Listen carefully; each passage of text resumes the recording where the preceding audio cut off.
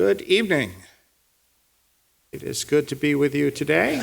Glad you're here. I'm Jeff Spencer, a pastor at Niles Discovery Church, and welcome to this town hall to hopefully for all of us to grow a little bit in our understanding and our learning. What we're going to do today is get the clicker to work. There we go. Come on, there we go. So I want you all to know we are recording this, filming it says, but we're not using film. We are recording this event, and right now it's that camera that's on, shooting this way. But when we get to the questions and responses at the end, we'll use that camera shooting in that direction at that microphone, which is where we're going to ask you to ask your questions from. And so if you don't want to be in the background, you want to come sit over on this side of the sanctuary. But if you don't mind being in the background, I'm sorry we don't pay SAG wages for background workers, but you can stay there if you want. So totally up to you. So we are going to, once I get through this little intro here, we are going to take a moment of silence. We all know that there's been some pretty horrible stuff that's been happening in our nation. The homicide of Renee Good has been weighing on my heart since the 7th.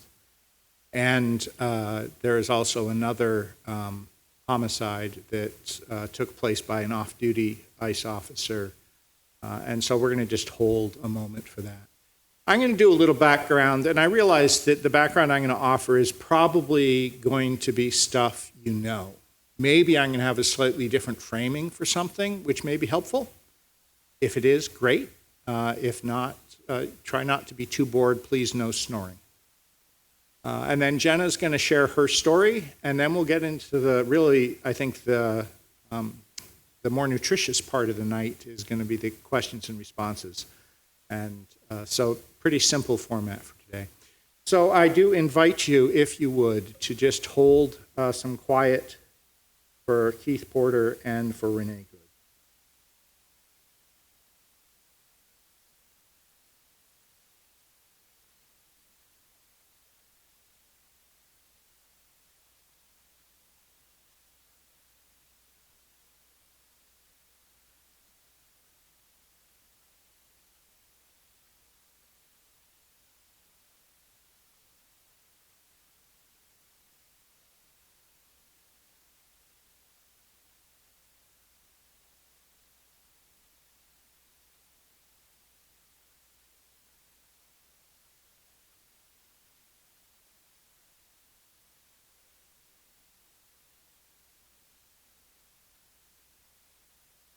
I was trying to think of a way to frame sort of some background that Jenna asked me to share.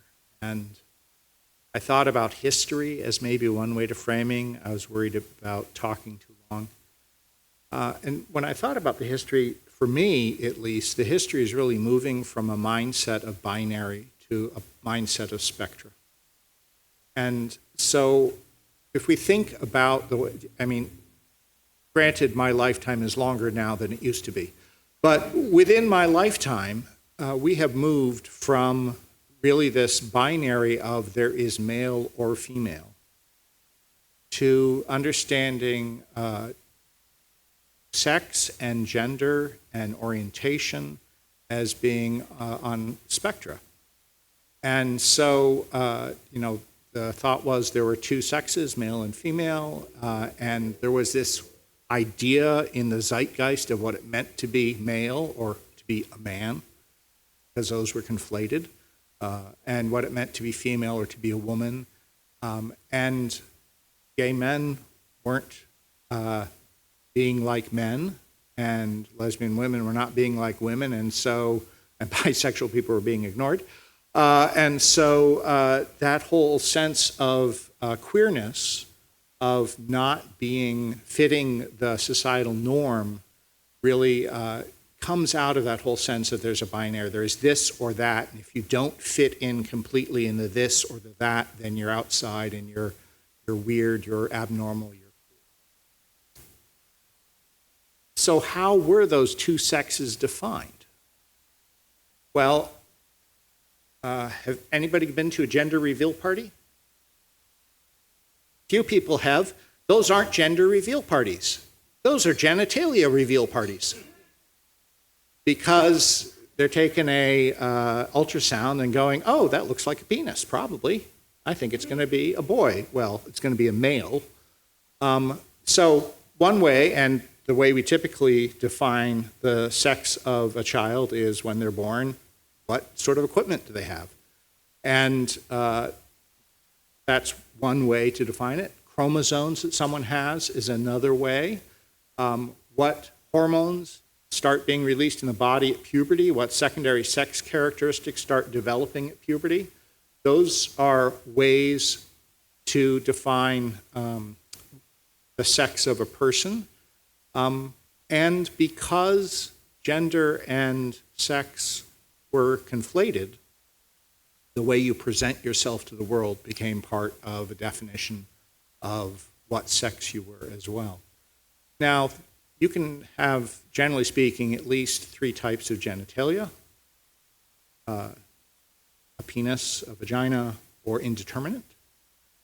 Chromosomes come XX, XY, XXY, XYY. There are some other permutations of that. What sort of hormones you get at puberty, what secondary sex characteristics develop in puberty. That's just, if you take the first 2, you've got 3 times at least 4. So we've got already 12 different sexes. And so it's the number of sexes is much more than 2, even with these definitions of sex. So a better way to think about these, and what we've come to understand, is that there are more than 2 sexes, and that gender identity and gender expression don't always align with one's sex. Gender expression is something different from gender identity, that one can have a sense of oneself as being male, yet present to the world in a female body, or the other way around, dress the way society says that particular sex is supposed to dress. One of the first trans people I got to know fairly well didn't really do transitioning until he retired, because he was a bus driver in the Twin Cities, Minneapolis, St. Paul. And so she was a bus driver, but she drove a bus as he. And so she came out finally when she retired and didn't have to dealing with the machoism of the barnyard, the bus yard. Barnyard, yeah, little Freudian slip there, because we all know that barnyards have bullshit in them. And so she finally was able to come out in retirement and live much less stress in her life by being who she was. But she lived most of her life presenting to the world as male. And then sexual orientation is yet another thing altogether. If you're not familiar with the gender-bred person, I think that this is a wonderful way to think about it, that one's sex is sort of in the hips, one's orientation is in the heart, and one's gender identity is in the head. I like those because we got some alliteration going, right? Which is there. Expression is sort of the body. I need to come up with an H for that, the alliteration going. But that one can have, one's sex might be, at birth, might be male or female, or indeterminate, and that doesn't have anything to do with to whom you are attracted, and doesn't have anything necessarily to do with how you identify, who you feel yourself are as a person. And so there are lots of different ways of being. And I realize you can't read the small print, but if you Google the gender-bred person, I encourage you, if you're not familiar with it, to do that and to see one of the handouts. There are a lot of organizations that have their versions of it. I forget which organization I used here for this one, but it's really helpful stuff. So just a word about the sexuality alphabet soup. And I like the term sexuality because sexuality includes our sex, it includes our gender, it includes our orientation, it includes how we express ourselves in the world. So all of those letters are part of it. And I think that, the LGB, lesbian, gay, bisexual, is about orientation. The T for transgender, or the 2S for two-spirit, is about gender.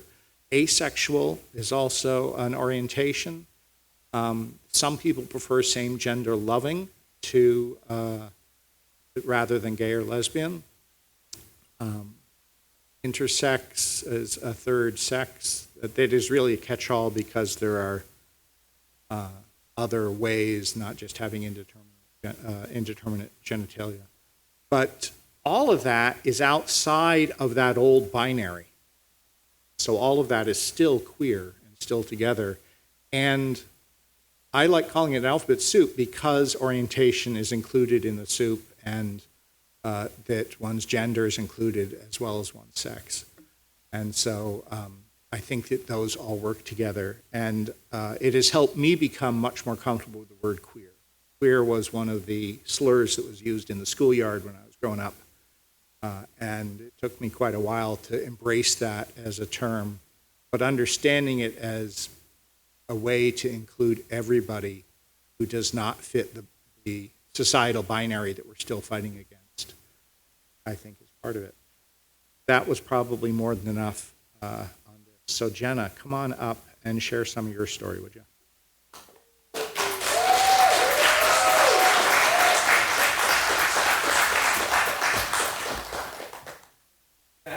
Appreciate it. Give it up one more time for Jeff, please, everybody. It is a real honor to be able to speak to you guys tonight. I have the gracious host of Jeff and the rest of this beautiful church. It really means a lot. I, as someone who grew up raised by fundamentalist Christians and struggled with my gender identity for a very long time, it was always a dream of mine to be able to eventually come back to church and get people to see us for who we are. We're spiritual beings just like everybody else. So it really is just an incredible honor to be able to stand up here on a podium, especially here in Fremont. This is my hometown. This is where I was born and raised in. So it's pretty exciting. Now I got this picture up here because I think it is an incredibly I guess you would say it's simple enough. It just shows how much of our representation is represented, is spoken by people who know pretty much nothing about us.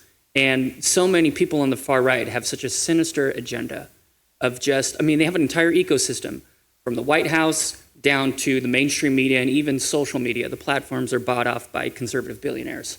And all of these people just have the worst and inhumane things to say about us. But no one ever actually wants to learn and hear about who we are as trans people, let alone a trans person like myself being able to speak and educate you. And so it is, this is my third time now speaking in a church, and it is just, I've always found it to be such a delight because it truly, what's the word I'm looking for? It kind of confirms my faith in humanity that we are more alike than we are different. And I'm just always excited. So to quote the great Michael W. Smith, he broke the old rules, steeped in tradition. He tore the holy veil away, questioning those in powerful position, running to those who called his name. But nobody knew his secret ambition was to give his life away. That was the image of Jesus I was always taught, the champion of the marginalized and the vulnerable, while being a thorn in the side of the rich and powerful religious elites. For being as radical and as fundamentalist as my parents were, they still had a moral compass and genuinely believed in what they felt was a righteous cause. They truly believed that they had to train us in their ways. I came out of the womb and my parents were like, here's your Bible. Like, we really didn't get a choice. I went to church 3 times a week, including Awana on Wednesday nights. It was the only interaction with kids my age. We would get mailers from the Heritage Foundation. My mom would play Rush Limbaugh while we did our schoolwork. And my dad even took me to an anti-abortion protest when I was 8 years old. When I was 6, this one always cracked me up because it was so melodramatic. It was the night that Clinton got first elected in 1992. He tucked me into my bed and just the most serious tone of voice looked me in the eyes and said, "You just witnessed the most evil man to ever be elected president." And of course, I was 6 years old, right? So I remember thinking, why would the American people do that? That's terrible. Because, of course, my parents were always right. Never could they be wrong. And so I was literally raised in a Christian nationalist incubator. And as we all see now, they've gone completely mask off. And they made their intentions known with what they want to do with us in the trans community, which is a complete and total erasure of trans people in this country. A lot of people will tell us that we're being overdramatic, but I think especially now, I think it's more of a, what's the word I'm looking for? It's more of a crime to not speak out right now than it is to stay quiet. And media representation of us is slim to none.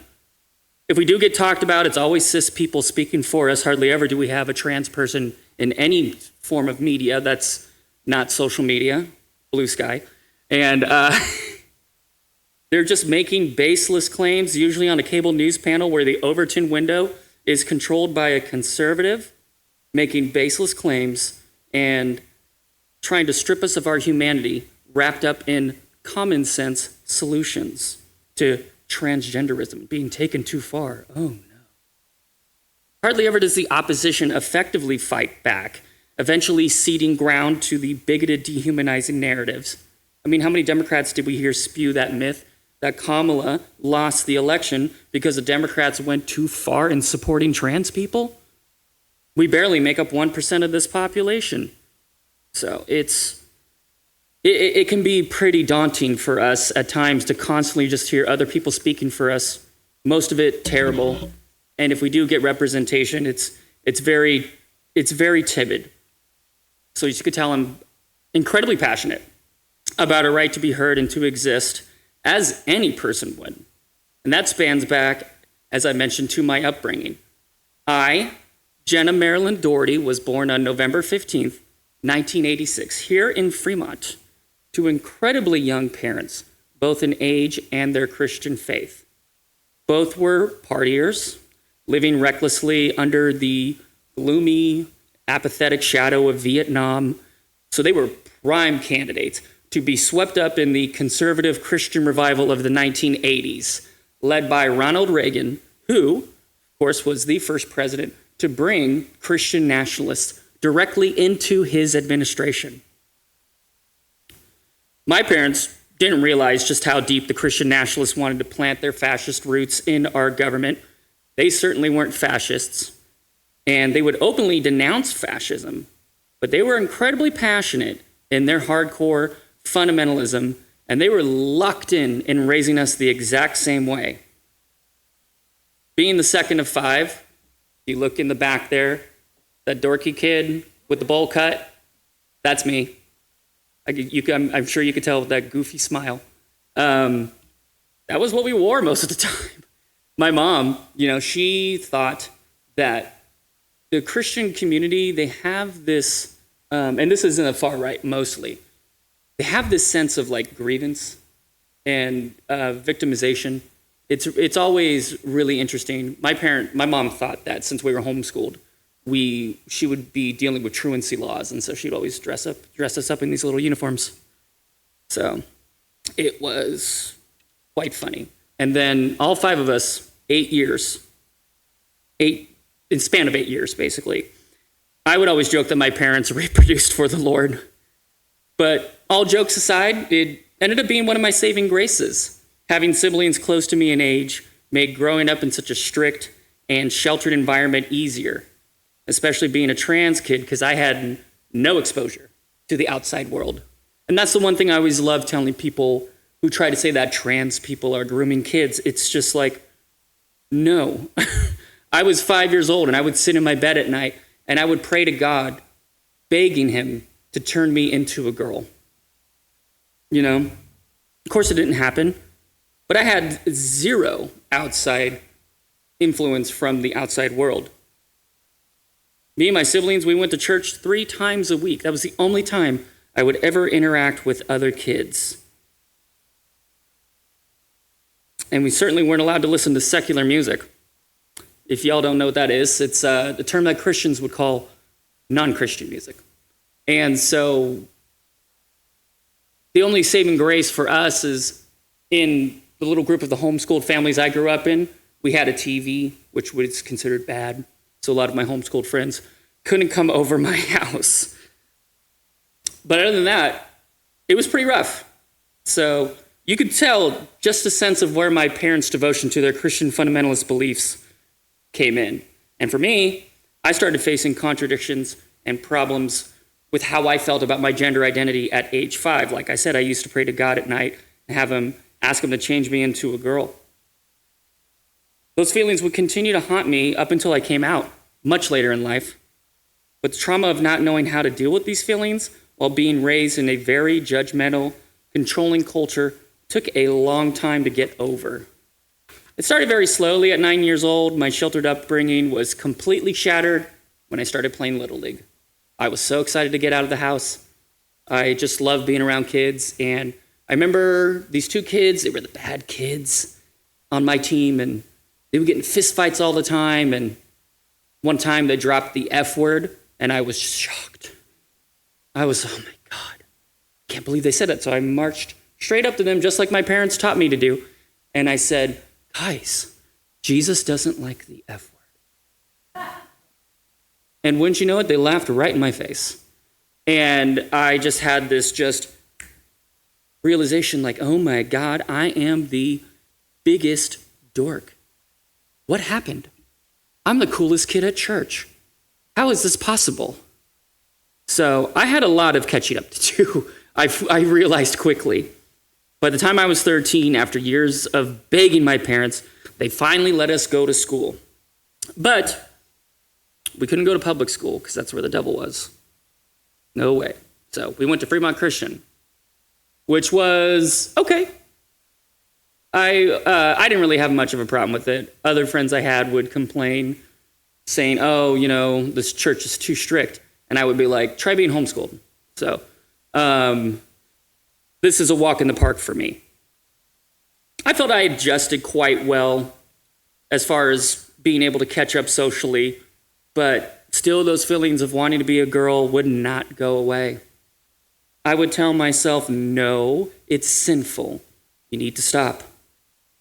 Only to secretly dress up in my sister's clothes or my mom's clothes every chance I could get. So when I was 16, I had 2 events happen that would make me realize being a girl was something I could actually obtain at some point if I ever found the strength and bravery to do it. The first was a fun moment during Spirit Week that also led me to picking the name Jenna. A girlfriend of mine, Amy, the one on the right, came up to me and asked me during Spirit Week, would you like to be my twin for Twin Day? And I thought to myself, first thing, oh my God, does she know? How does she know? It's impossible. And then I said, oh, get a grip. Okay, you're the class clown, all right? If she's gonna ask anybody, it's gonna be you. So act like you don't really care. And I was like, oh, hilarious, let's do it, ha ha ha. And inside I was like, oh my God, this is so great. So I got to school that day, all dressed up, so excited. And my friends didn't recognize me at first, and I was getting so many compliments, and I was like, oh my God, I could actually do this. And one of my friends was like, did you think of a name? And I said, oh, no, not really. I didn't really get that far. And one of them said, how about Jessica?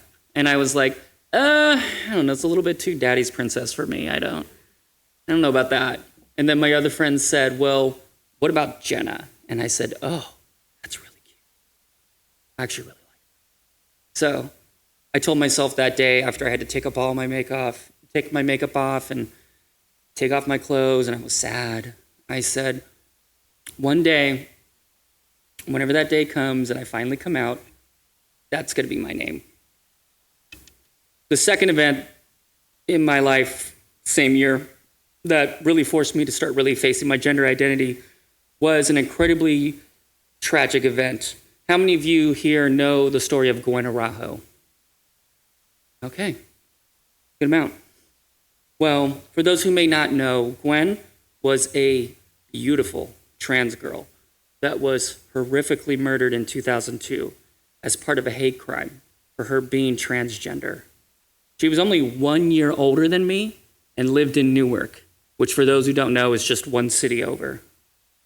When her murder hit the news and eventually national news started sparking from Westboro Baptist Church protesting her funeral, it had a significant impact upon me, up until the point that I didn't know anyone who dealt with these same feelings as me, so I was just completely, as horrible as the situation was, I felt so vindicated because, wow, somebody actually feels the same feelings as me.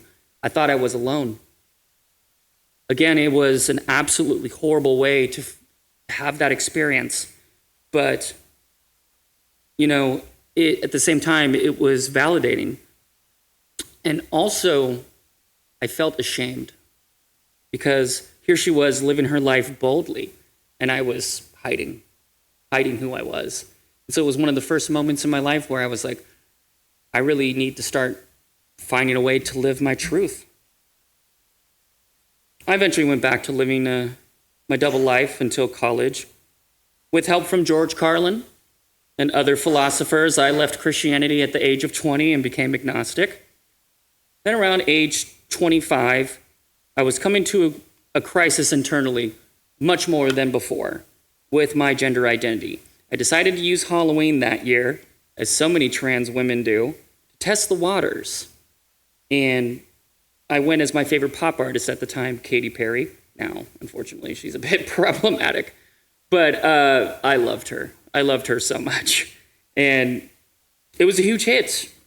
Everybody loved it. Every party I went to, they're like, wow, you look so good. And I was like, yes, please tell me that more. And so I decided then and there, the next year, 2012, I was going to be going out in secret a lot as Jenna to kind of test the waters. But I would go to San Francisco or San Jose. I wouldn't go to Fremont because I would potentially run into too many people that I knew. And so eventually everything came to a head for confronting my gender identity when I was 28. While I object to everything she is about, putting all that aside, Caitlyn Jenner's coming out was my catalyst that helped push me out of the closet. July 4th, 2015, I declared my independence, and I told the world that I was Jenna, and the person I was told to be from birth will be gone soon enough. I initially lived as both genders for the first year, so I can kind of feel comfortable living as a woman and also giving my friends and family, those closest to me, some time to adjust. But in about a year or so, fall of 2016, I had had enough of seeing that my former self in the mirror, seeing that person that didn't match to who I was on the outside. And it was incredibly cathartic to finally put that former identity to rest. Now that I had successfully taken control of my identity, full control, I had two big goals: to become an advocate for trans rights and to be able to start my physical transition. The physical transition, of course, became my main focus because it was an incredibly gargantuan task. And I legitimately didn't know if I was ever going to be able to do anything, hormones, let alone surgeries. And I just knew that I just had to get a job that was going to be able to somewhat help me afford it, and just, for a lack of a better phrase, walk blindly in faith and just hope that it would all work out. I was fortunate to start a career in tech that kept me afloat for many years as I proceeded to start my transition. And on the side, I figured I would use social media. I had built a small-ish platform, and I would use that for now to start my advocacy. I knew I couldn't do nothing, though, because of my fundamentalist upbringing. I saw from childhood just how much the small but very financially powerful element of Christianity was slowly buying off politicians and the courts through political loopholes in hopes to establish a Christian theocracy that would outlaw anyone who doesn't abide by their cishet, white male, patriarchal beliefs. 2018 was my first milestone, though, being prescribed hormones. And I can't tell you I was overwhelmed with joy. Finally, my dream of being able to match my body to my soul could begin.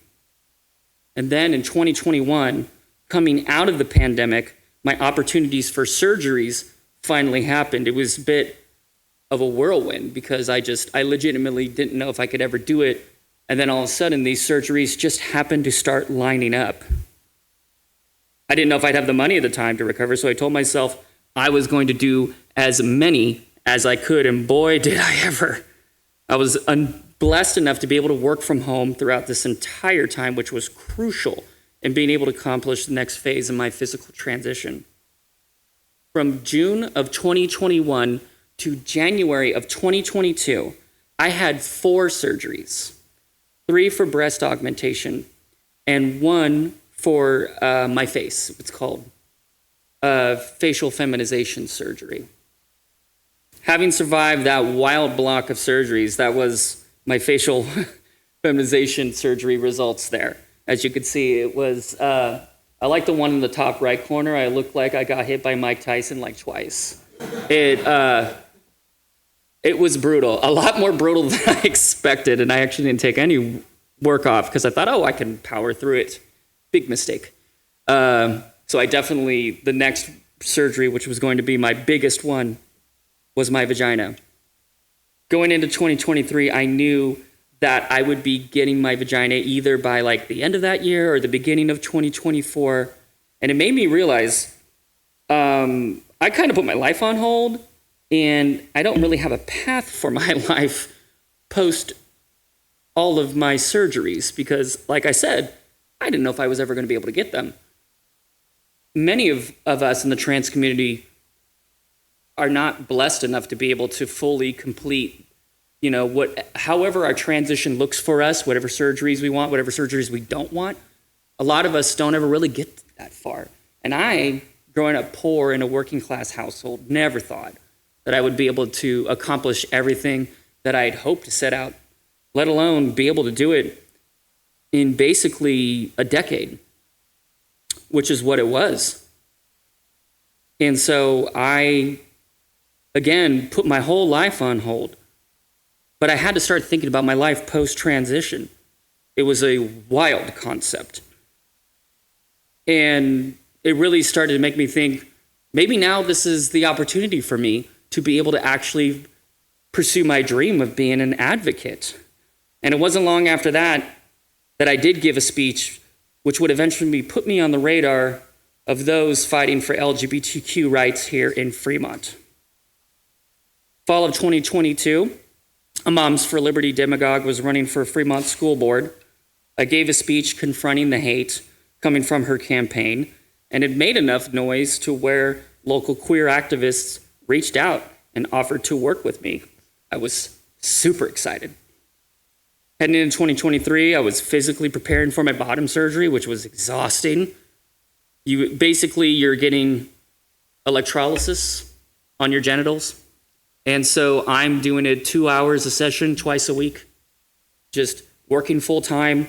It was just so daunting, but I had really good momentum building.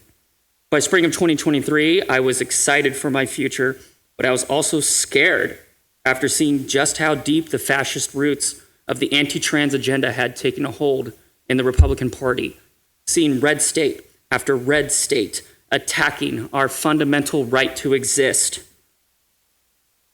it was just, had me spiraling a lot. That's when I got the idea for one of the things that I'm most proud of. I'd always thought at some point that I wanted to be a bridge between the Christian and the trans community. And even though I'm agnostic, I know the culture inside and out. I always joke with people that I can speak Christianese. So if I can humanize us to them in a small way, maybe I can start to bridge the gap. I'd become friends over Instagram with this woman named Leonore. She played saxophone in this Christian ska band called Five Iron Frenzy. She had a podcast. I loved Five Iron Frenzy. It was one of those bands, one of the first bands I discovered in my life when I was 10 years old. Again, being on such a really strict diet of only Christian music, I had never heard anything like ska. And here's this dorky homeschooled kid who was just a big goofball. And ska was such a fun, upbeat music style, and it was also really heavy. And they also spoke a lot about some really fun things. They were just big goofballs themselves, and so I got really attached to that band. And so I asked her one day on Instagram, just had the courage because we had become friends, and I thought this would be a perfect start to be able to get someone who's a Christian but also super open-minded. And so I just threw it out there. I asked her, I've got this crazy idea of building a bridge with the Christian community. What do you say? She didn't respond for a couple of days, but she had read it. And so now I'm freaking out. I'm like, oh my God, I ruined it. We're never going to be friends. This is never going to happen. She finally got back to me and she said, girl, yes, I love this idea. So I'm freaking out, but I'm super stoked. And it ended up being incredibly heartfelt and a genuine conversation that I feel is still very relevant to this day, even though it is 3 years old. Then a week after that, City of Fremont honored me for my advocacy with the trans community. There's that speech right there in the bottom left corner. Thank you. That was a moment where I was like, wow, I think I might actually be able to do something. Might actually be able to become an advocate.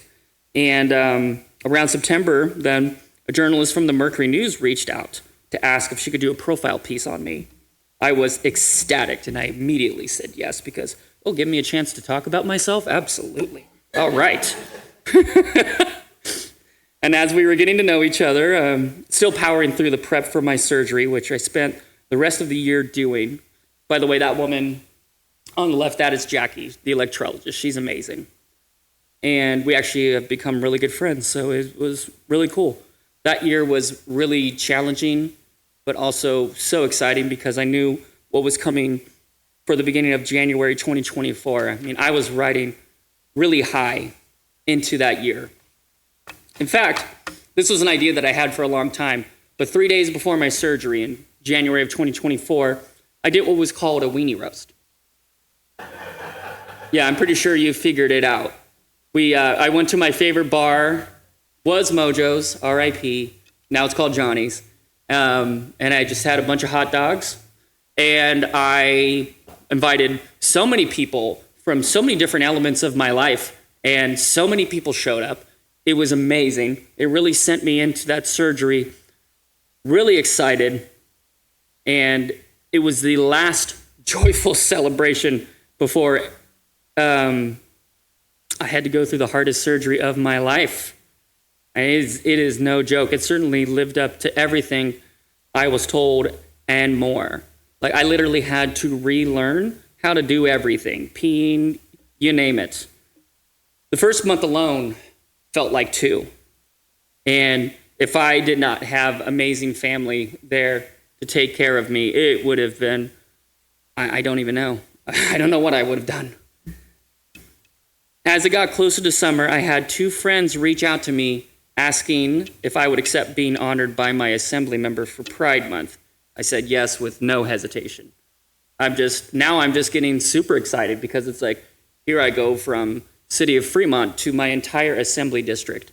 And I just remember thinking, how did I get here? How did I do this? And I was ecstatic. I literally felt that this was my moment, that I was going to be taking that next big step in my advocacy. And I certainly think that it's continuing, because last year I was able to really start doing what I really wanted, which was being able to speak in churches. That is a picture, of course, with me and Alex Lee, and that's the paper where I had my profile piece in. That came out a week after I was honored by my assembly member. And so I was just going into 2025, again, really stoked. Like I said, I started speaking at churches. And that is what has really propelled me and really continued to really give me motivation. For, like I said before, people just don't realize how deep the roots of Christian nationalism is in our country. I always tell people the Confederates may have lost the military war, but they won the culture war. And eventually, they would capture the party of Lincoln in the 1960s as an aggressive response to the social progress we were making at the time. Because what a lot of people don't realize is the Christian fundamentalist culture that I was raised in, to them, everything is conquering the culture. Because they saw the counterculture start to break their white nationalist Christian grip on the culture, that they quietly started building a coalition of religious influencers and billionaire conservatives to infiltrate the government, the media, and the courts. They say it's Roe v. Wade that galvanized them into action, but really, it started when Brown v. Board of Education desegregated the schools, which led to the far-right university, Bob Jones, being stripped of their tax-exempt status in 1973 for barring Black Americans from enrolling into the university. They knew they couldn't galvanize around that cause because we had progressed too much as a society on racial issues, so they used Roe v. Wade as their cover. That's when you saw the rise of far-right PACs, such as the Moral Majority, run by Jerry Falwell, boo, and we saw Christian media start to explode with outlets like Focus on the Family. Dr. James Dobson was the head of that, and another person that was just focused, relentlessly obsessed with infiltrating cultures and younger generations as much as they could, because they knew that if they got the children, they felt that they could start to change the culture in this country. And these people who were being used as public representatives were originally masking it for their theocratic desire to control the culture and the government, but they painted themselves as a benign group of patriotic Americans fighting back against the unfair persecution that they would face for their religious beliefs. Now, sadly, we're seeing the fruits of their labors come to fruition, especially with Trump speedrunning the implementation of Project 2025, because they know now that it's now or never. But as scary as it is, we must remember that Trump did not win a majority of Americans and had the lowest popular vote margin in the history of this country. Evil barely took hold by the skin of its teeth. Those of us who believe in love and humanity overwhelmingly outnumber those who believe in hate. But those who believe in hate have all the money and they have all the power. It's moments like this that inspire me to fight more than ever, especially knowing that many Christians I grew up with do not believe in such a dark, theocratic vision for this country. This moment for me is clarifying because they have gone full mask off. It helps me see, and I'm sure helps you guys see, just how much more clearly who we can work with and who I can't. Knowing there are a lot more of us than them, which makes me more confident, and it gives me more strength to be able to work, to reach out and work with many people as I can. There's no plausible deniability anymore because they have made their evil intentions known. It's certainly not going to be easy. It's going to be very hard. But if we can find a way to bring all of us who believe in love and humanity together, we can easily win. We cannot allow them to steal our joy, and I believe they won't. But that is only if we learn to work together and truly put our differences aside and work for the greater good. Now, I know that it seems really dark right now, but I've recently been taking solace in this song that has gone viral. I feel like it has just been quietly being built as a resistance song. You might have seen it popped all over social media, but I truly feel like it has the right amount of realness, but also just attitude of just like, you know what to do, just go out and do it. And so without further ado, I'm going to play this little song that I think can kind of help everyone come together and realize that we are more than our differences. After the war, the Nazis vanished without a trace, but battalions of fascists still dream of a master race. The history books they tell of their defeat in 45, but they all came out of the woodwork on the day the Nazi died. They say the prisoner of Spandau was a symbol of defeat. Whilst Hess remained in prison, then the fascists they were beat. So the promise of an Aryan world would never materialize. So why did they all come out of the woodwork on the day the Nazi died? The world is riddled with maggots, the maggots are getting fat. They're making a tasty meal of all the bosses and bureaucrats. They're taking over the boardrooms and they're fat and full of pride. And they all came out of the woodwork on the day the Nazi died. So if you meet with these historians, I'll tell you what to say. Tell them that the Nazis never really went away. They're out there burning houses down and peddling racist lies. And we'll never rest again until every Nazi dies. Oops. So yeah, that is certainly how I feel, especially this week, having watched, for all intents and purposes, a Nazi murder a woman in the street, simply because she wasn't afraid of his authority and that she was a proud, beautiful lesbian who completely contradicted our patriarchal concept of how we see gender and how we see gender roles in society. These people will stop at nothing. And I really do truly feel that for me, as a privileged, white, straight, trans woman, the only reason why I'm marginalized is because I'm trans. And so I feel like we have to do everything we can to start to reach out to those that we view as different. And this goes for everybody. And so I really do thank you from the bottom of my heart for coming out to listen to me speak and be able to give a bit of a perspective of what we're going through as trans people at this time. I love you guys all so much, and can't wait to hear from your questions.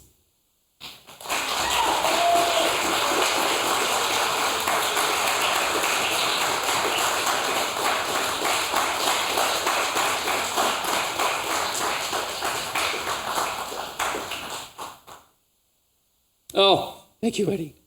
So now Jeff is going to come back up here, and he's going to be explaining, what's that? Gonna do it from right here. Okay, great. The mic is working. So we're going to go to the Q&A because you're going to stay up there, or Q&R. And so just a few ground rules to help, I think, with the questions. So I really encourage you to let your curiosity be your motivation and to try to step away from any judgment, but to open your heart and your mind up to the possibility of learning, to ask your questions as succinctly as possible to allow us to get to as many questions as possible, to keep what you have to say respectful. And just a reminder, we're starting to use that camera, so if you don't want to be background, you need to move over to that side of the sanctuary. So come on up if you want to ask a question. And I will say that no question is off limits for me. I really enjoy being able to help people be educated because I really do truly feel that most cis people don't hate us. They just don't really know what to say to us, and they don't want to offend us. And so if you do have a question that I feel is a little bit inappropriate, I'll just politely ask you to rephrase it. Because these are the moments I feel once we're able to get past this, then people can start to be like, oh, okay, I've had all my questions answered now, I'm fine. So, yeah. Whoever has the first question, please come up. And I'm going to ask a question while you're figuring out what your questions are. Okay, great. So, Jenna, I know that you can only speak with full authority from your own experience. Yeah. And that for you, being born and being told that you were a boy and knowing inside that you were a girl, that as an adult, you shared how it was important to have your body match your soul. Yes. And as I've met more and more people who've been more comfortable being out about who they are, I've met more people who don't identify as one particular gender or the other, and still are part of the trans community. 1,000%. And so what's your sense of the journeys around medical options, about what, why do you think it was true for you that going through all of the surgeries were important when for other people it's not? I realize that you can only speak about your experience, but sort of if you try to speak a little bit about that. Absolutely. I actually am very passionate about this because I am someone that identifies on the opposite end of the spectrum as female. And so for me, it was important psychologically, spiritually, to be able to align my body with who I felt was on the inside. But like, as you mentioned earlier in your speech before, gender is a spectrum. Our gender is not based on our genitals or our chromosomes. I mean, if you go back to the feminist movement of the 1960s, it was incredibly offensive if you told a woman, oh, you're a baby maker. That's all you are. You're identified by your uterus, right? And it applies with trans people. I mean, if you ask a cis woman and she has small boobs, maybe she wants to have bigger boobs. It affirms her gender identity better. It's the same thing with us. It's just that we have to start from a much farther starting point. I literally had to change out everything sexually about my body just so I can truly start to feel comfortable with who I was. My boobs were the easiest ones to do. My face, as you saw, was really hard. But the first time I took, for a week, I had to keep the bandages on. And so I looked like I was just completely beat up. And I felt like it. But once I was able to wash my hair, because I had to keep it in braids for a week, it was really annoying. I had to shower without washing my hair, and I hated it. And once I was able to take everything out, this was the day before I got my stitches out. I was able to wash my hair, and I parted it the way that I normally parted it. And I saw for the first time my face post-surgery. I started crying. And I was incredibly emotional for the rest of the night. I felt like I was stoned, but I wasn't. I was just so happy and so excited to finally see the face that I always wanted to see looking back at me in the mirror. And however any trans person comes out, whatever surgeries they feel they need to be able to do, they could do none. They could do multiple surgeries. They could do whatever it is that they want. But it's all about us being able to connect with ourselves spiritually in a way that, I always tell people, a lot of people go well, how can I understand what it's like to be trans so I can empathize better? And I always tell people, if you're trans, you just know. It's hard to explain, you just know. And that's why it's so incredibly crucial and important to let any trans person, whether they're, as young as 5, where they're not going to be doing any surgeries or hormones, unlike what the right wants you to believe. They want everyone to believe that we're these monsters that are just grabbing kids off the street and transing them. And it's just not true. Trump had that stupid line where little Johnny goes to school and he comes back a little Jenny.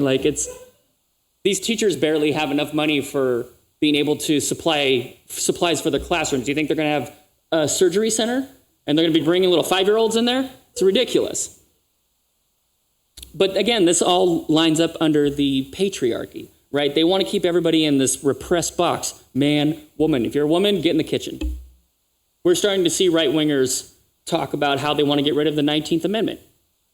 This is a very popular thing. A lot of people don't realize this. This is part of Christian nationalism. And so we, as trans people, are the ultimate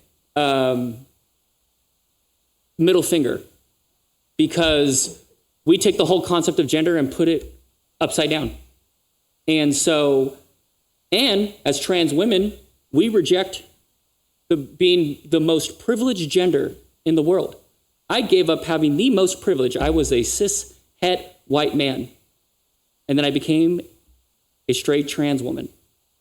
And that really pisses off so many cis men, because their masculinity is so broken that they take pride in being this presentation of being an alpha male, because that's all they have.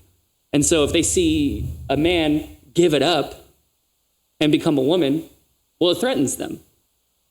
And in general, the fascists don't want people to be able to be trans, because then it blows up this whole concept of gender being two concepts, right? So that's why I'm so passionate about whether you're non-binary or you're trans, however you identify, you should be able to have the ultimate freedom to do what you want, because, it's not only is it just humane, you're letting people be able to express themselves for being who they are, but it's also just a big middle finger to everyone who's full of hate. And so, I think it's incredibly crucial that cis people understand that gender identity is personal and has nothing to do with them. And if they want to ask questions, that's great. I'll answer them, but just leave us alone. What are we doing to you? It's ridiculous, though. That being said, anybody else have a question?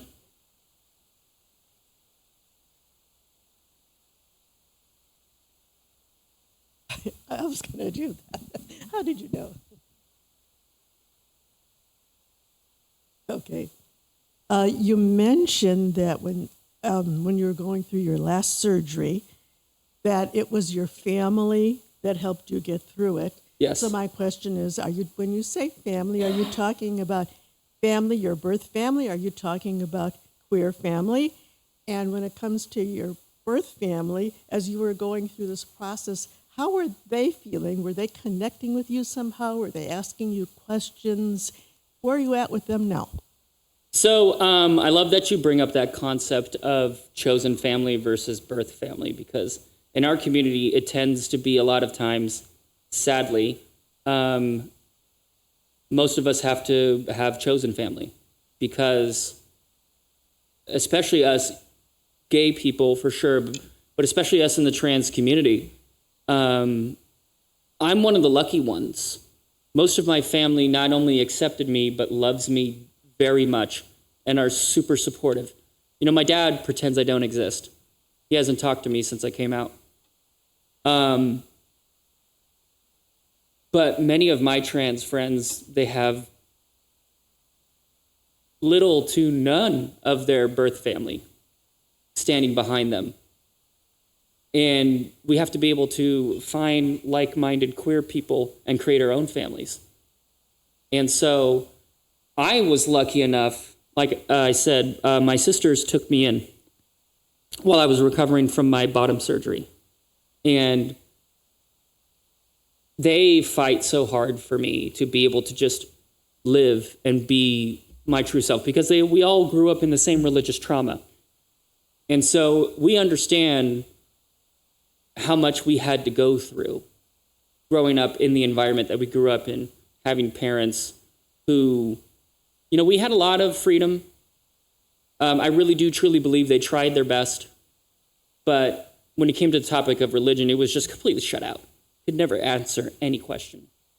And without getting into too much, just, the complexities of my parents' insecurities and what made them come to religion in the first place, replacing one extreme with the other. I was incredibly lucky to be able to, I got to hang out with my niece when I was recovering, which was so awesome.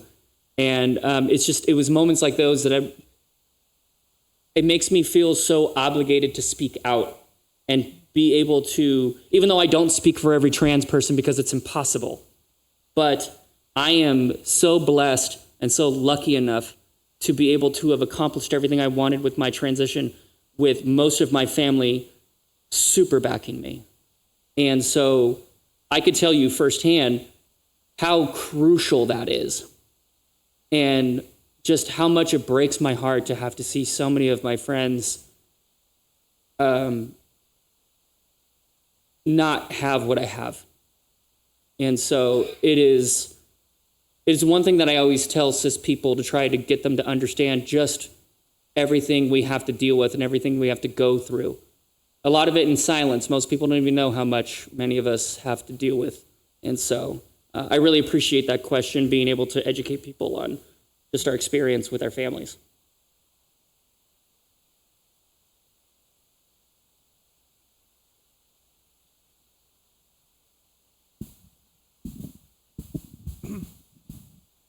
Keeping with the topic of families, first I'm going to say that I consider Jenna to be one of my trans moms. I've known Jenna for a very long time. I met her early in her transition, and she's pretty much been with me my entire journey. That being said, this is kind of a daughter to mom question. It's dark right now. It's incredibly hopeless in so many ways, and yet to hear the energy that you have tells me that you have a lot of hope. And so, where are you finding your hope right now? Again, part of my obligation, love you, by the way, girl. Part of my obligation is just the fact that the more I've been able to come into my own, and the confidence in my identity that is given me, I want everybody in our community to be able to have that confidence, no matter how much they go about it. And like I said in my speech, I really, truly do believe there is so much hatred in this world, but it's exhausting to be that hateful. It takes energy. It takes so much negative energy to be so hateful. It's so much easier to be loving, to be nice to people. And I have a good friend, very good friend, who had a really hard time when I first came out. He sent me a text message saying that, you know that I love you, but this is going to take me some time to get used to, and I don't know if I can call you Jenna. And at first I was like, oh, why can't he say it? But then I had just put this post saying, I'll help you out, just respect me. And so I knew that, okay, I have to put my money where my mouth is now. And so I said, hey, the one thing I always tell people is my dead name starts with a J. That's the only thing I'll ever say about my dead name. And I told my friend, I had a nickname growing up named JD. And I said, hey, my name's still JD. Maybe for now, you can call me JD. And then in the future, you could start to work towards accepting this is who I am now. And I said, I really want to see you make an effort, though. And he said, I will. To his credit, for like the next 3 years, he always called me JD, never called me my dead name. And one day, he called me up and said, hey, I got 2 tickets to the A's game. You want to go? And we both huge A's fans. And so I said, yeah, hell yeah, let's go. And so we're driving to the Coliseum, and he goes, hey, I just want to let you know, I get it now. And I said, first it took me a minute. I'm like, what's he talking about? And I said, oh. And I looked at him and I said, you do? And he said, yeah. And I said, oh, just out of curiosity, what made you get it? And he said, I've been watching you these past 3 years, and you were so much more happier. You were so much more confident. And I was a very happy, confident, go-lucky person before. I've always been a big people person. This is what gives me energy, is standing up in front of people and talking. But he said, it's undeniable how you've changed. And I just started to look like a loser if I kept trying to hold on to this. So And that was one of the first moments in my life. He was a good friend. We grew up in the church together. And so he really was truly struggling with my gender identity. And I knew that he's a good person. I could see his heart. And so because I've had so many stories, so many of these success stories, I really truly do believe that those in power in the Trump administration, right, especially the Christian nationalists, the conservative billionaires that finance everything, they're so desperate to project that they control the culture, but they don't. I really do truly believe most people, if given a chance, will choose good, will choose to love instead of hate.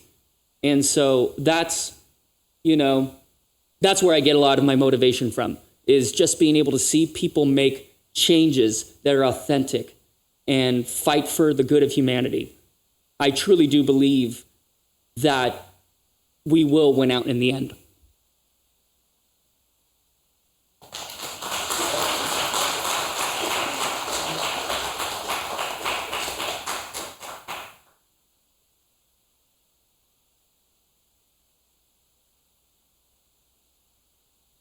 Hey, Jenna. Hey, Eddie. Let me start out by saying I am so proud of you. You've got to be the most bravest person I've ever known. Two people I've been so proud of in my life. One was Barack Obama when he got elected president, and the other is the day I met you, and we became friends. So my question is, I want to know, where do you see yourself in 5 years? What will Jenna be doing? Oh, my God.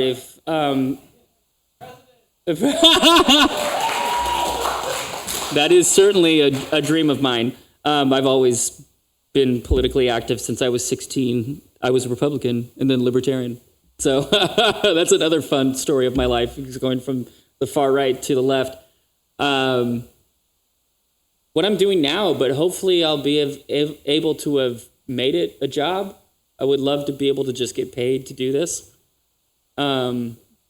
Nothing makes me happier than being able to just be with people, and especially being able to see good people come to a point where they're evolving and they realize, oh, I'm closed-minded, but they are just self-aware enough to be able to say, I need to make a change. And that's immediately I'll step in and go, I got you.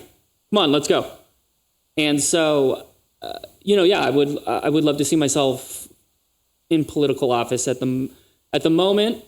We'll see. I definitely have plans. I don't know where that's going, but whether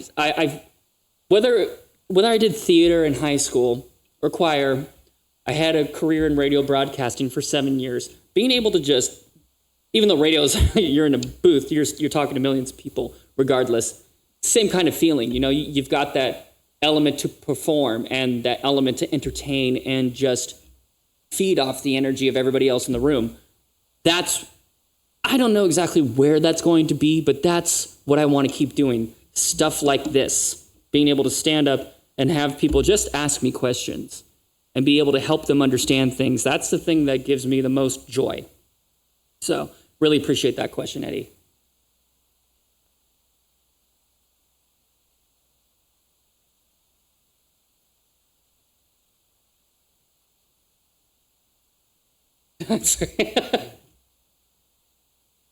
I wanted to ask a political advocacy question. You mentioned some people on the left of center believe Democrats lost 2024 because they are too woke, and some of that anti-trans sentiment is seeping into the Democratic Party. How do we counteract that? That's a good question. I always just bring it back to humanity, right? I think populism is the best way to do it, but not far-right populism, because that's just insincere. It's a bunch of rich people who want to dupe working-class people into accepting their, for lack of a better phrase, just oppressive capitalist intentions, right? And whereas left-wing populism, look, we had 4 terms of FDR. We were coming out of fascism in the 1920s. And we were pretty damn close to losing to fascism. We had Nazis filled Madison Square Garden in 1929. And it wasn't until FDR stepped in and basically said, I'm going to give you a better way of life. I'm going to be able to give you the tools to be able to, succeed and buy a home. The American dream, right? Or supposedly we have the American dream. And so we need to be able to give people the tools, but also be able to, I love the phrase, a hand out, a hand up, but also a hand up. We have to be able to rebuild the economy to where the working class has much more say over their rights and their right to life, the right to be able to have a good job and be able to have a living wage, not just a wage that you're just, paycheck to paycheck, right? The wealth inequality in this country is just so massive right now. And they're just digging the screws in even harder, and they're not even trying to hide it anymore. They're just trying to just take as much money from us as they can. So we need to be able to get back to, the democratic socialist revolution of the 1930s with FDR. Let people be able to build their lives from the ground up and not have to worry about getting a second job so they don't lose their home. When you give people a better quality of life, they're not going to be seduced by authoritarian demagogues, fascists like Donald Trump. Now, I will say, there's a lot of MAGA that do have to own the fact that they voted for Trump because they like the fact that he's cruel. We have to be able to address the moral collapse of society, but not shame too much, because then they'll just not want to listen. So it's a tricky balance of being able to give people a better quality of life, but also being able to stand on your principles. Because when you see these milquetoast Democrats like Chuck Schumer and Hakeem Jeffries, who don't do anything except just pander to the billionaires and then give us a little bit of crumbs, it just gives people more of a motivation to look for something else. So we have to be able to start, whether it's the Democratic Party or maybe a better party, right? Who knows? Something come along to be able to speak directly to the people and not just give them a bunch of scripted nonsense from a bunch of political advisors who have a bunch of, think tanks and study groups, Start talking like working class people, start talking like real people, and start giving people the ability to control their own life. I hope that made sense. It's a bit of a ramble.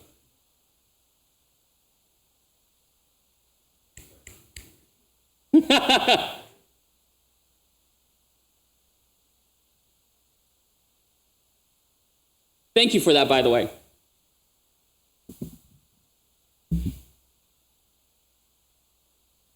Originally, I was going to ask you the question that you already answered over here. Okay. But I'm going to sort of pull that question about your joy. Yeah, absolutely. I want to pull it into the everyday rather than the political spectrum, because I see where your advocacy brings you joy.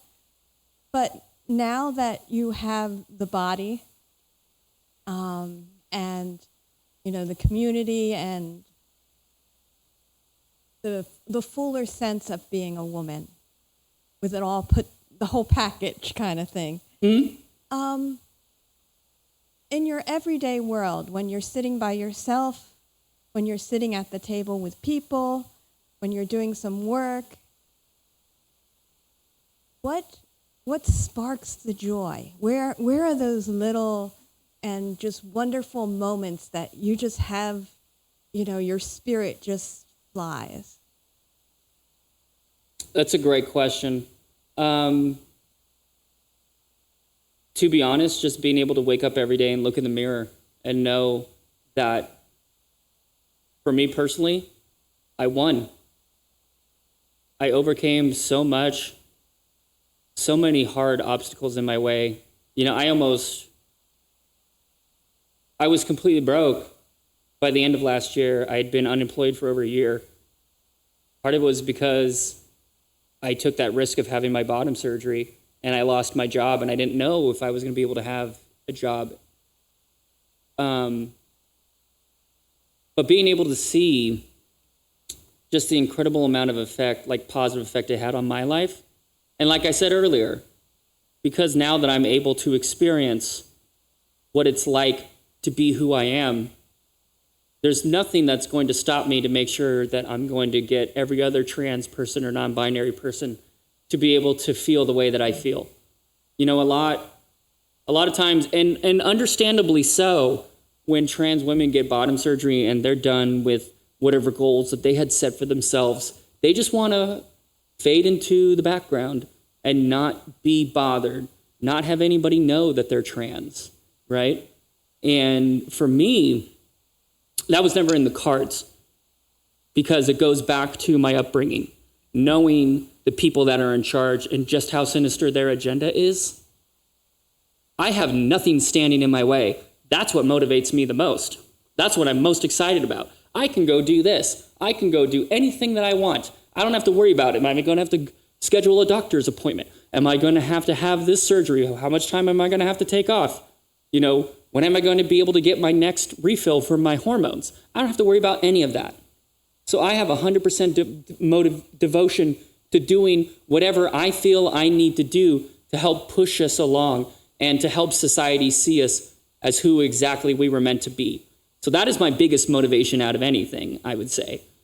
And also, like I said earlier, being able to see not just helping people understand, but seeing people in my community start to be able to make that progress for themselves. And if I had a small part to do with that, great. I just want to be able to always be a vessel and be ready to help whenever I can. And that's what gives me the most joy, is to know that, you know, I'm not where I want to be as far as like my advocacy, but I'm a lot farther. And I'm at a moment in my life where I'm like, I just feel like at any moment it's going to take off and I won't have to worry about any medical issues holding me back. So that is, I think, the most beautiful and joyous part of being post-surgeries, is that life that I thought was possible, but I didn't know if it could be possible, is. And now I'm 2 years in. It's crazy to think 6 days from now will be 2 years since I got my bottom surgery. So there's times too where I just kind of just sit back and go, it kind of just all hits me and I just start crying. Because 10 years ago, I was so scared. I didn't know if I was going to be able to do anything. I didn't know what friends I was going to lose, what family I was going to lose. I just knew that saying to the world that I'm not that person anymore was the most liberating thing I could do at that point in my life. So I guess, you know, I tell people, you know, they ask, oh, like, where are you, you know, with losing your relationship with your dad? And I tell people, I went through everything and I came out the other side stronger without him. And so if I could do that for one person, it's all worth it. So I guess I don't know if I keep saying the same thing over and over again, but it's just so liberating and exciting. And that's what sparks my joy so much.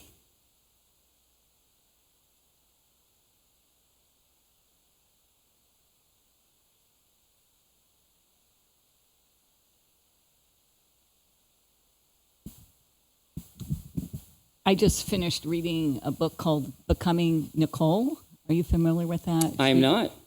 She's an actress now. I think she's in her 20s or maybe early 30s. She was born part of twin identical boys. Okay. And at 2, there were things that she was saying and doing that, you know, indicated that she maybe wasn't a boy. And so I was just curious if you can point to things maybe at the age of 5 or whenever that, besides dressing up, were there other things that you experienced, or even in your older years as a kid, that you could identify as like why you felt more like a girl than a boy? And then the second question is, because I've tried to explain, I mean, I don't know, but I've tried to explain this to people that anti-trans, and I don't Good really, luck. I don't really get anywhere with that. I actually am going to give this book to a family member. And then my second question is, and in this book, the twin brother actually had kind of recognized his twin as more of a sister. Mm-hmm. And so Because she probably had more feminine energy. Who knows, right? because before she came out, so I'm just curious if your siblings sort of were able to look back and say, were there things that they kind of identified in their experience of being your sibling? I'm probably not articulating this very well. No, I'm getting exactly what you're saying. Don't worry. Okay. People ask me this all the time, and understandably so, because again, our society has put gender in such a rigid box for so long. It's like you're either this or you're this, right? But like we know that gender is fluid. We've seen it all the time growing over, especially since the inception of this country. For me, it's really hard to explain why I knew. It goes back to when I said, like, if you know, right? I always tell people, like, if you were trans, you would be trans. You would just know.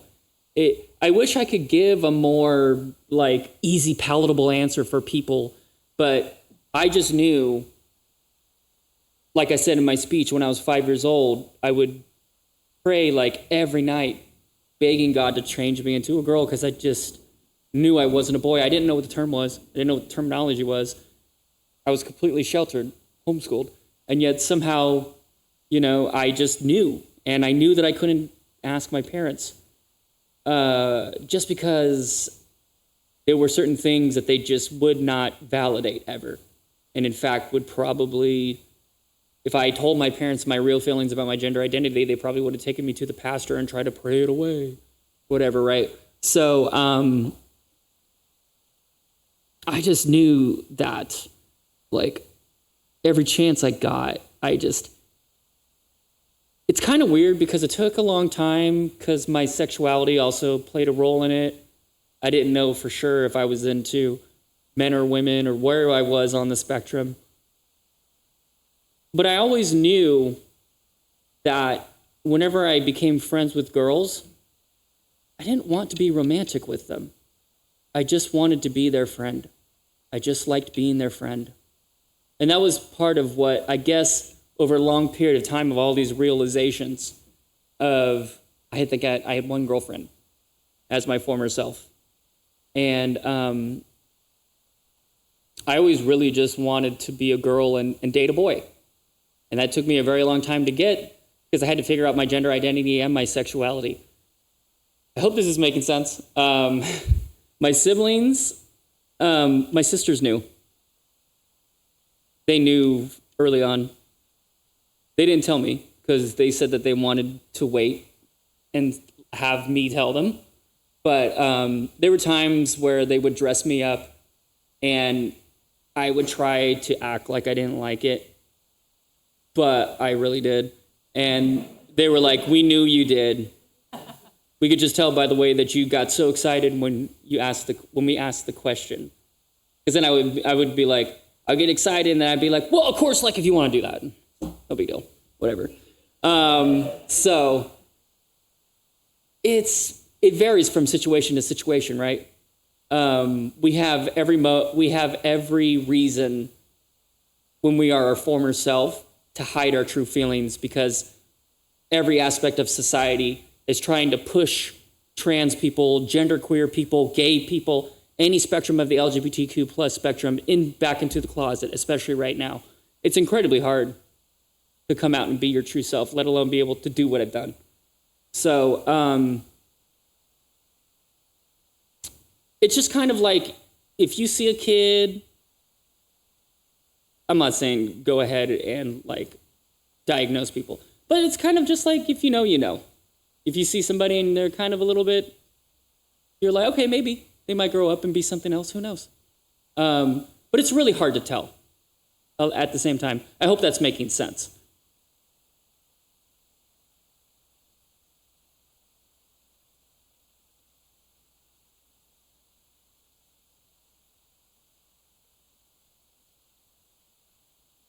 Hello. Hello. How are you? I'm doing all right. Oh, awesome. I just took the LSAT today. I'm going a little crazy. Congratulations. Thank you. Yeah. My question is, some of us who are not trans, right, have friends, have family members who either are not very educated about the trans community, or some of whom are like actively anti-trans. How would you recommend we kind of go about having conversations with them, right? Be a good ally to the trans community instead of being like, nope, I'm just not going to talk about it, right? Like how do we broach these conversations? And yeah, how? I don't know. Okay, What do you break that down, specifically. What exactly do you mean? I mean, right, when we have friends, family, right, kind of in our presence, running around, saying anti-trans things, voting in an anti-trans manner, how do you recommend we talk to, educate the people around us, right, as people who are not trans? But is what I'm saying making sense? You're saying that, like, if someone who's not trans wants to stand up for trans people against anti-trans rhetoric? Yeah, like how do you recommend, okay. especially to our family and friends and people we maybe have relationships with, right? Like, this is such a fun question because it's so incredibly nuanced. Thank you, by the way. That's actually a great question to ask because this is a question that a lot of people have to deal with in their families, right? And I am such a big fan of giving people grace even if they don't deserve it. But at the same time, there's some people where you just have to rip them apart. There's just no two ways about it. You can't give them the benefit of the doubt. But when it comes to family, it's a little bit different. You know, I have a complicated relationship with my mom. She's gotten better over the years. But she said things to me at time that if anybody else said them, I would have said F off. Go F yourself. And it just depends on the situation. It's hard to give such a straightforward, simple answer to something that has so much nuance and has so much weight. You make the wrong decision, you know, it could damage whatever relationship you have. But at the same time, it's like you have to also be able to know, like, stand strong in the approach that you took because it's your life, not theirs. Why do they care so much about what we're doing? Why are they choosing to vote, right, to take away trans rights? So it just, for me, it's a case-by-case basis. If I'm dealing with someone who's legitimately ignorant on, like, let's say, like, the biggest thing that traps people I see with liberals is the trans women in women's sports. Because that is something that can be innately what may seem to a lot of cis people to be common sense, right? Because if you're someone with a Y chromosome, you tend to have more testosterone or whatever, right?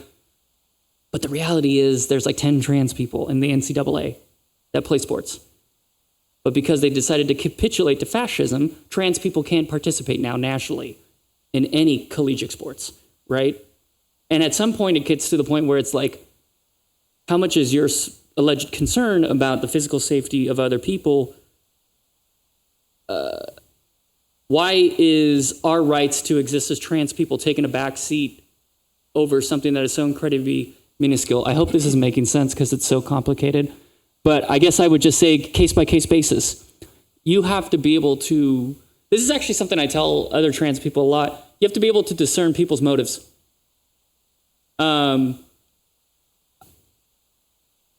I feel like I have a really good ability to discern people's intentions right away. And I've been pretty good for the most part about being able to have the judgment of give this person the benefit of the doubt while ripping this person's head off. You know, it takes a lot of emotional and intellectual strength to be able to be a bridge builder. And so I hope that answered your question, Annie. I know it's really garbled. I can help with that, Jenna. Okay, thanks, Stephen. That's why. So Jen and I have been friends for a few years. Mm-hmm. I'm a therapist in the community. I work with teenagers and their families, and I've been working with trans teens and children for about 10, 12 years now. And one of the things that I learned as a therapist in general is when people come to you for information and it's going to turn into a defensive kind of thing, or they're coming at like an attack kind of thing, the last thing you want to do is to start lecturing, start pushing agendas. You take a step back and you just start asking questions. My favorite question when somebody comes to me about, well, what about the trans kid? And what's the worst thing that could happen? What's going on with the trans world? Why are you so upset? How does this affect you? As opposed to going forward, which puts them in this back and forth thing. If you take a step back and you ask questions, now they're going to get flat-footed because they're ready for a fight usually. And then if they want some facts, there's some really good websites. UCSF puts them out for the Gender Center and the Gender Spectrum in Oakland, and lots of great books out there for families who want to know more about trans folks and their kids as well. It's really about education, right? But when they're ready to hear it, not when you're ready to say it. Because doing this for so long, I'm just full of facts, and I can just like you were, like I go in for the attack and kill. Yeah. But that's not helpful because it doesn't change minds. That's why we're in this political mess right now, because we're doing this thing rather than with the masses. I know we will get through this and win because overall people are good, right? We've been through this cyclical thing before. As a 10-year-old, I remember very clearly where the proposition was trying to fire gay teachers. Yeah. And I was 10 and I'm like, why are we firing gay teachers? Like, what did they do?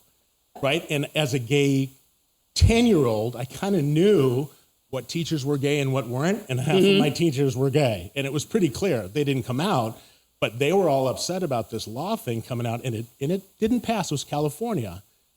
I'm 60 almost. I remember this stuff, but it's cyclical because in the 70s and 80s, they were after us. It was all about the AIDS thing and the gay thing and the lesbians and that. And now it's about the trans folks. It's like, okay, let's come up with a new demon, right? Fill in marginalized Totally. group It was the here. Haitians a year exactly. ago, and now it's the Somalians. And the thing that I get back to, going to your comment about how do you stay positive, people are overall good. Yes. And there were a lot of people for 20, 30 years taking a step back. We've got this. Everything's fine. It'll work out. Well, when we step back, then who moves in? Because they know they'll go right for the jugular and start demonizing folks. Trans folks are now at the top of the list, which is ridiculous. Immigrants, trans people. It just makes me crazy. But one of the things I say to the families that I work with is, look, when a kid used to come into my office, they'd say to me, Stephen, please tell me my kid isn't gay. I don't know if I can handle that. Oh, gosh, the horror. Right. This was in the 80s, right? Late 80s, early 90s. Now the families come in, please tell me that my kid's gay and not trans. And I basically say to them, this is cyclical. Exactly. We will get through this like we got through it then. And it took us a lot longer to get where we are now with trans folks because we've done this before. We've already written these textbooks. We just need to implement them. And we need to educate the average person who doesn't know anything about trans stuff, except for Caitlyn Jenner, who, when I thought came out, was like, oh my God, we have a savior. It's going to make everything so much easier. And that fell on the floor. Like, seriously? Well, unfortunately, because she grew up, she eventually just became super rich. And when you become rich, privileged, have everything you in the tend world. to forget where you come from. Yeah, and you identify with the majority, which is lovely. Well, right. it's also what we call pick-me's, right? Where they think like, oh, if I can be the good one that impresses cis people, they won't come after me. Reality flash, they hate you. I mean, reality check, they hate you too. They're just using you because you're gullible. And you're saying exactly, they feel like they can get away with it because, oh, this trans person says it's fine. Oh, I can be a bigot because Caitlyn Jenner says I can be transphobic. No, that's not how it works. But, you know, they. Last thing I'll say is 5 years ago, I had this conversation with my mother because she couldn't understand why Trump got elected. And we were saying about how shitty it was. And she's like, Stephen, you have no idea. I was in the 60s. We had so much worse with the Vietnam War and the shootings and the burning of the bras and da-da-da-da-da. We got through it then. We're going to get through it now. And that's kept me positive. And also knowing that overall people are good. And eventually, in the next year or so, hopefully, we'll start moving in the right direction. We just need to I get just through it. off topic a little bit, but I feel like our institutions itself are so much more damaged than they were in the 60s. That's what makes me more concerned. For sure. Yeah, we that's also what have makes the me more internet, concerned. and we have, I hope, just as many people coming out and doing that. That's what's keeping me positive. Otherwise, you'll fall over on the floor because it's so negative right now. And I actually tell people too, this is actually a great point. Society-wise, I think trans people are actually more accepted than we were in the past. We're just facing a really extreme, what's the word? Mouthpieces. Well, mouthpieces. It's a moral panic. And so they're using trans people because we barely make up 1% of the population, and most average people don't know a whole lot about us. So it's easy for them to make us a scapegoat. But overall, in general, in society, I think trans representation is better. If you look in the 90s, what we had to go through, like the only representation was Buffalo Bill or Michael Caine in Dress to Kill, where he's a cross-dresser who murders women, right? Like the representation of trans in our society, if it wasn't just that, it was just, we were just completely outcast. People didn't even know we existed. And so when I was growing up in the 2000s, our representation was porn websites, horrible categories, right? And then Chaz Bono came along in 2009, right? So I do think overall in society, we do have a much better representation. We're just dealing with a fascist backlash to what is progress. And the moral panic is so strong right now. That's why I'm trying to do everything I can to reach out to those who I feel need to talk with us the most. Well, that was my last comment, is you are part of that charge. So thank you. I'll get through that. Love you.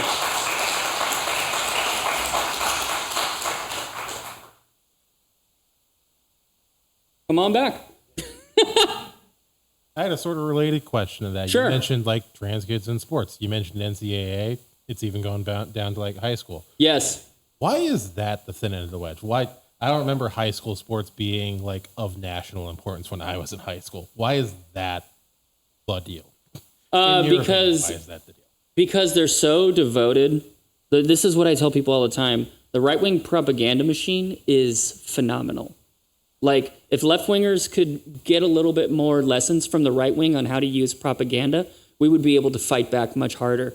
Back in 2015, when they started doing all the bathroom nonsense, the average person could be in a bathroom with a trans person and not even know it. Or they would see a trans person and go, oh, I don't care. I'm just washing my hands. So I'm just peeing. Who cares? So the moral panic against the bathrooms failed. But they found, and the Republican Party did this literally. They did studies with people, finding out what is it that would make them turn against trans people the most. And it was trans women in women's sports. It was that wedge that they found that was most successful because they use a lot of fear baiting, right? I tell people all the time, I've been on estrogen since 2018. I completely lost my capability to produce testosterone 2 years ago. There was a time where I was helping a friend move, where we went to pick up a couch. Normally, I was just like, got this, no problem. Then I went to pick it up, and I couldn't lift it. And that's just me. I know that's a personal anecdote, but that was a couch I would have been able to pick up before. And I went through full Y chromosome puberty, right? It is so nuanced, and it is so, it takes a lot of discussion to talk about these things.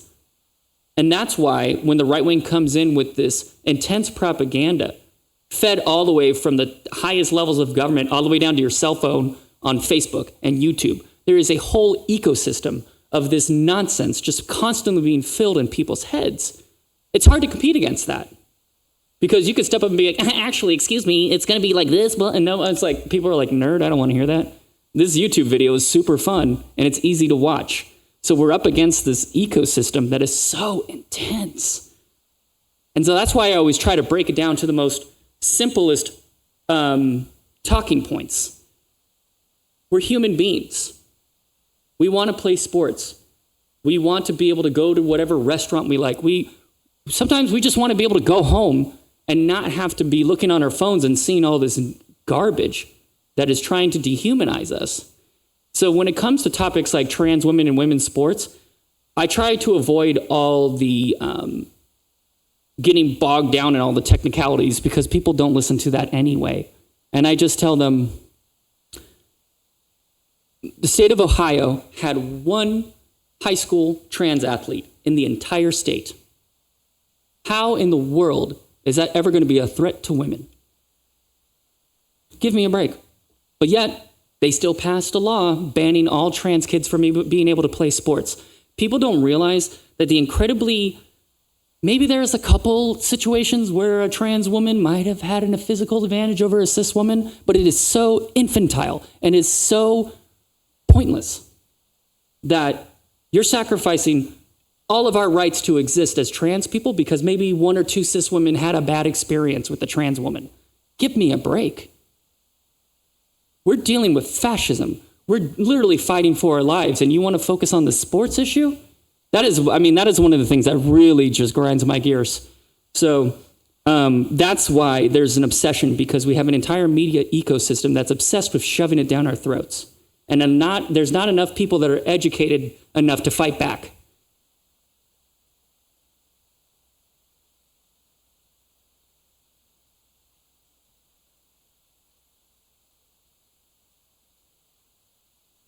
I'm going to make it a little lighter with a couple easy questions. Oh, thank you. My first question was going to be how soon you can move back to Fremont, but I know you're working on that. I am trying. I am. I'm hoping within this year. Cool. My second one is speaking about sparking joy. I noticed you're rocking the polka dots, and I wanted to know if that was maybe Yayoi inspired or more like repurposing 50s chic. Oh, I love that you asked that question because I love vintage fashion, but it is associated with the whole trad wife aesthetic and the goody two-shoes 1950s aesthetic, which was really bad for anybody who wasn't a cishet white man. And so for me, it's punk rock inspired. It's ska inspired. That's why I wear vintage clothing, because all the punk rock and ska bands that I loved wore checkers, wore polka dots, rockabilly, right? And so that's why I love vintage fashion, plus it's just fun. Like, have you ever watched The Marvelous Mrs. Maisel? Yes. That's like, I feel like I'm Midge Maisel because she's beautiful, she has incredible fashion taste, and she's also punk rock. She's got a dirty mouth, and she's intelligent, and she's a threat to the patriarchy because of it. And so that's why I like vintage fashion. Also, I just think it's fun. Not just oh, let's mess with society, but it's also just fun. Like, right? Hat and the makeup, everything. And the nails, when you have it all working together, you just feel so good, you know? So that's why. It's what I found I feel the most comfortable and is the most me. Awesome.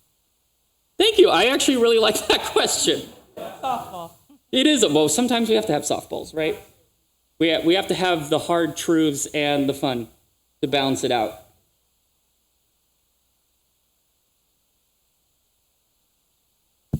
Go ahead. Not exactly a question, so It's okay. asking if I can say. So I identify as non-binary. Congratulations. And I was going to respond to the how soon did you know, how did your family respond question as someone a little different than you. So for me, as non-binary, I didn't really ever have a feeling I should be a girl or a boy. Mm-hmm. There wasn't any word at all for what it was. How I experienced it was, I'm not fitting in as a boy. Yeah. Right? Same. But I also didn't feel like I should be a girl. Yeah.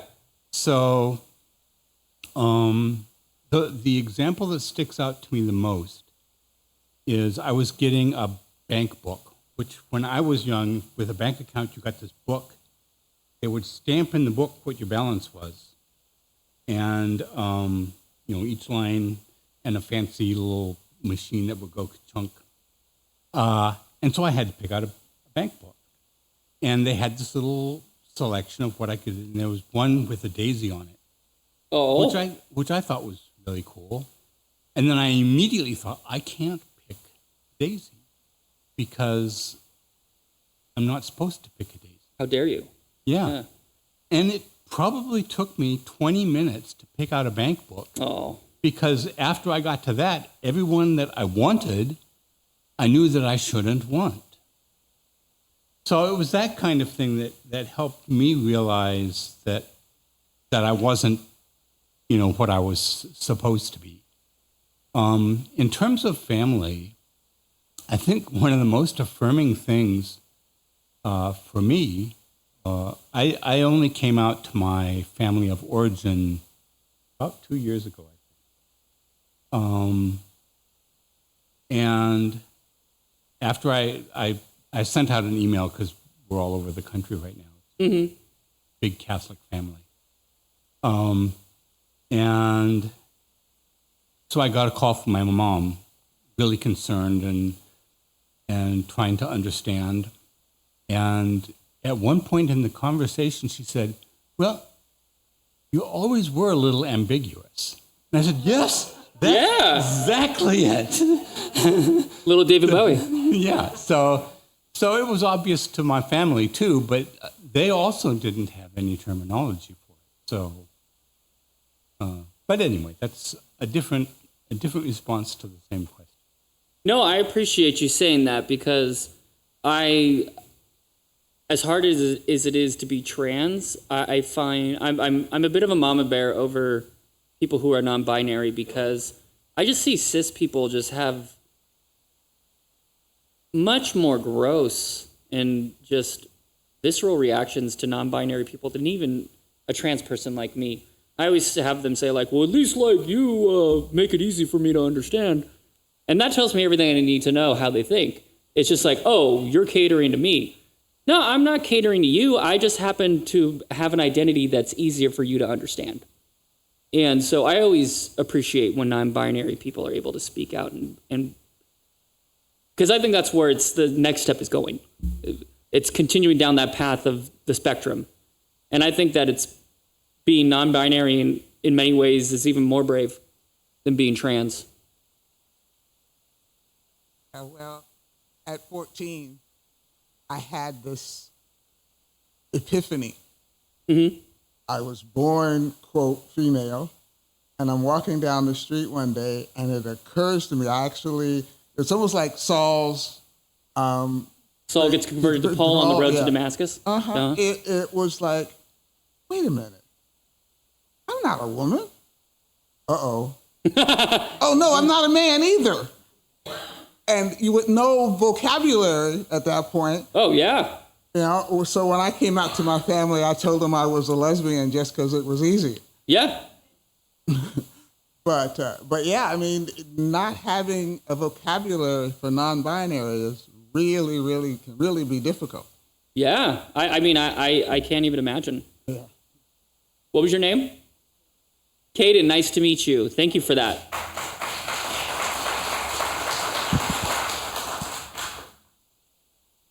So I think that there are a couple of gifts that have come out of society's journey with this.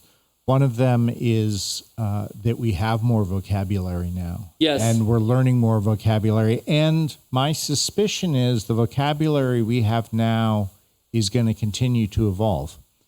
That when Jen and I were talking about this back a month and a half ago or so, I talked about how when I was a kid, the language was transsexual, and it was somebody who went through surgery. And there was nothing for anybody whose identity and journey was not going to include surgery, because surgery kept you in the binary. You're either male or female.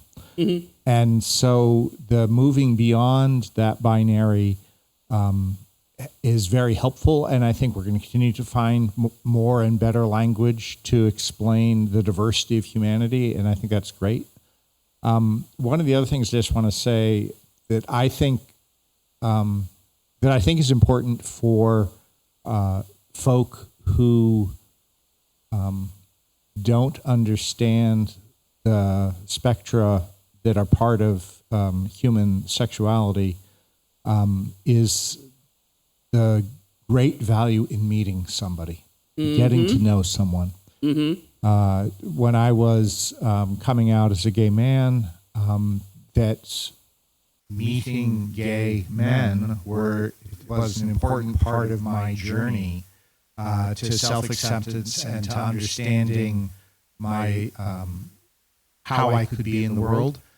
And likewise for cisgender heterosexual people, not that we had that language then, but that's meeting someone who is gay and was totally comfortable in their skin helped them move, helped them understand better. And I think that one of the challenges that folk that are non-binary or trans have is because they're such a small portion of the population, it's going to take longer for folk to meet you.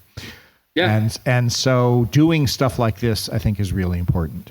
Having a place where we can talk about this, we can talk about it respectfully and safely, and where we can meet one another where we are and hopefully grow together. And so, Jen, I just really want to thank you tonight for sharing your story and for letting us know you better to help us with our journeys and knowing ourselves better as a result. So thank you very much for being here tonight.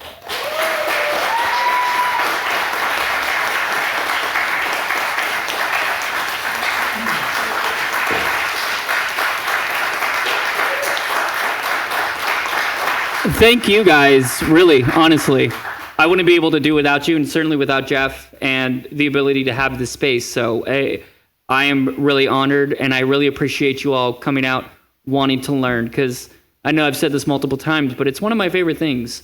This right here, what we were able to do tonight, really just shows that we are so much more alike than we are different. And that's what I'm really trying to focus on going into 2026, because the fascists, in many ways, I truly believe, are on their back foot, but they're a caged animal. And so I feel like it's like the last gasp of white supremacy trying really hard to clamp its fist down. And if we can all focus and continue to just block out all of the horrible things and continue to love each other and love each other because we're different, that will start to push away all of the people that want to hate, because it's not enough for them. Let's say like they get their little white supremacist fantasy where it's just white people. They're going to start hating each other because one person has one colored hair and the other person, they're going to find a reason to hate each other and continuously divide each other. And that's what I think that's why I think love is the biggest thing to fight back against evil, because we're saying, I love you because who you are. You can't fight that. You can't beat that. So that's what I really want us all to think about. So again, thank you. I really appreciate you, and I love you all. Thank you so much for coming out.